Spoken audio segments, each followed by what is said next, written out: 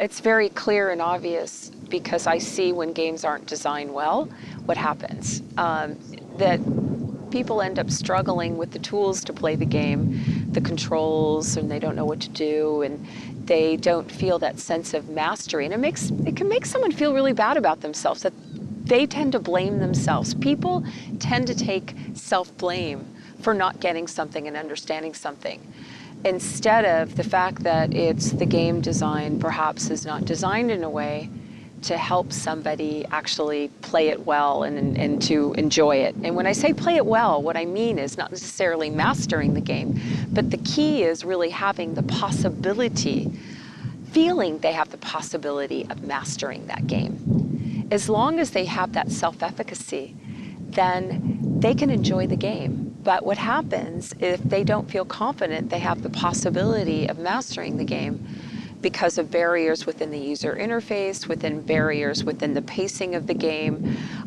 with different elements in the user interface or the graphics that don't make sense, when the game doesn't seem fair, all those elements get in the way of actually the purity of the game. And really what we do in terms of the human-computer interaction is to take away all those barriers. So then you have the purity of the game itself.